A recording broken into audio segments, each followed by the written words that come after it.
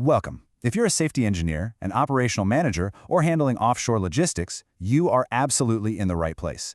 We're treating today's explainer as an essential professional training module. Our goal here is to give you a really comprehensive educational overview of the latest IMO, the International Maritime Organization regulatory updates that are totally reshaping the offshore oil and gas industry.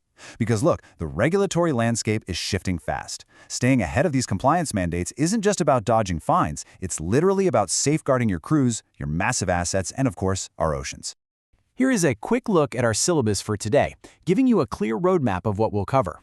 We're starting with the environment and ballast water, then moving into personnel qualifications, technical safety and firefighting, marine piracy protection, cybersecurity and offshore logistics, and finally, a quick knowledge check.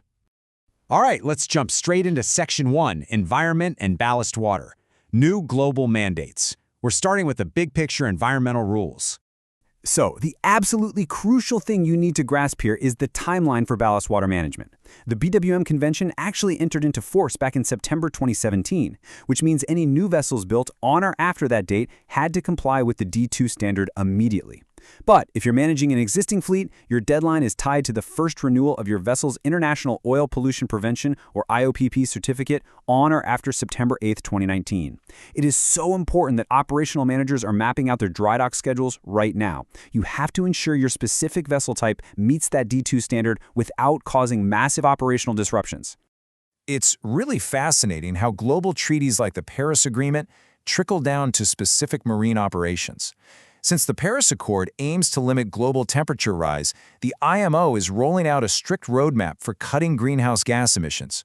Now, for offshore contracting vessels, which obviously operate very differently from your standard cargo ships, there's a huge push to establish a specific energy efficiency proxy within the SEEMP. That's the Ship Energy Efficiency Management Plan. Basically, it's a giant neon sign signaling that energy efficiency and MARPOL Annex V compliance are now absolute cornerstones of offshore logistics. Moving right along to Section 2, Personnel Qualifications. New crew standards. Let's talk about the human element, because the best equipment in the world is totally useless without a certified crew. Notice the really stark contrast here. The transitional grace period for the standard STCW Manila 2010 amendments is officially over. Full compliance is the reality now. But here's the catch. If you are operating up in Arctic latitudes, that now demands entirely separate, validated training courses under the Polar Code. It is absolutely no longer enough to just have standard basic training. If your crews are in polar waters, they must undergo specialized basic and advanced training covering everything from ice navigation to surviving in extreme freezing microclimates. Also, for you operational managers out there handling complex rig positioning, you really need to be aware of the updates to Dynamic Positioning, or DP personnel training. The IMO has formally approved amendments to STCW Code Part B to pull in the revised DP personnel guidance from IMCA. Making sure your DP operators meet these newly integrated, highly specific standards is a total game changer for safety and compliance during those really delicate offshore maneuvers. Okay, Section 3. Technical safety and firefighting, hardware upgrades. Let's dive into the actual equipment and see how systems are evolving. Taking a close look at these specifics, you can clearly see how the 2009 MODU Code updates will literally force engineering changes on your rigs by 2020. This is a massive shift. For example, hazardous areas now require H-class division boundaries if they're next to accommodations. Emergency dynamic positioning now mandates some really sophisticated shutdown logic integration.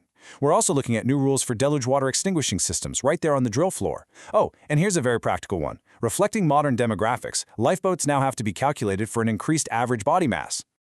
Building on that, these hardware mandates need your safety engineering team's immediate focus. The Fire Safety Systems, or FSS code, laid down strict new unified interpretations for sizing emergency power sources, specifically for fire detection and sprinklers. On top of that, under the Life-Saving Appliances, or LSA, code, there are urgent ongoing studies into survival craft ventilation to manage those dangerous microclimates inside totally enclosed lifeboats, and they are actually moving to explicitly allow manual launching arrangements for rescue boats under 700 kilograms just to prevent launching accidents. Up next is Section 4, Marine Piracy Protection, Physical Security. We have to address the very real, evolving threats from the outside.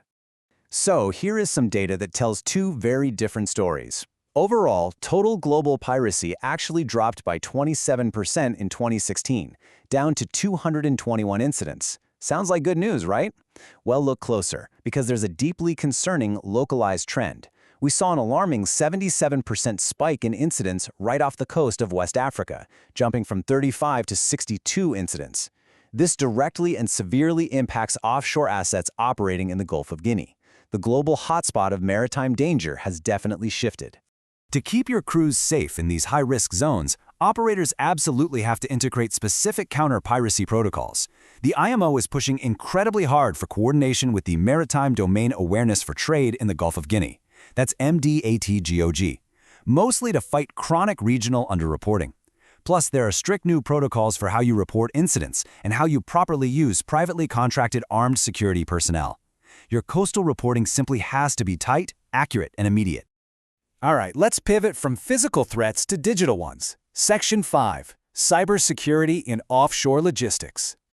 Here is the absolute bottom line when it comes to Resolution MSC 428. Cyber risk is no longer just an IT headache. It is legally mandated to be built directly into your safety management system under the ISM code. Administrations are going to make sure that cyber risks are appropriately addressed in your safety systems no later than January 1st, 2021. If a cyber vulnerability messes with the physical safety of your vessel, that is now an operational compliance failure, period. So, what does this look like in practice?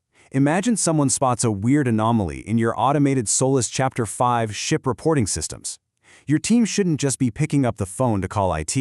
They need to immediately reference the Joint MSC's FOUL guidelines on cyber risk and seamlessly execute the response protocol that you've already baked into your ISM. Honestly, a cyber response needs to be as drilled, rehearsed, and routine as a fire drill or abandoned ship drill. We're in the home stretch. Section 6, Knowledge Check. Let's see how much of this critical info stuck with you today. Question number 1.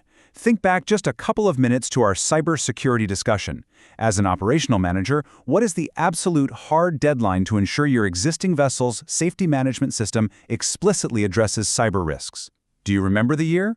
If you said 2021, you hit the nail on the head. Specifically, by January 1st, 2021, your ISM has to be fully updated with maritime cyber risk management protocols. All right, let's try one more, rewinding all the way back to our environmental section. When must existing vessels, remember, existing, not new builds, finalize their compliance with the D2 standard of the Ballast Water Management Convention? The target to remember is on or after September 8, 2019, and it's specifically tied to the first renewal of the vessel's IOPP certificate. Getting that right is absolutely critical for planning out those massive, expensive dry dock schedules. So I'm going to leave you and your safety teams with this final provocative thought. How will your organization proactively adapt to these evolving IMO standards before they become operational liabilities? Because remember, compliance isn't just a box you check once, it's a continuous, living culture of safety. Thank you so much for joining this educational module today. Keep this explainer handy and please, stay safe out there.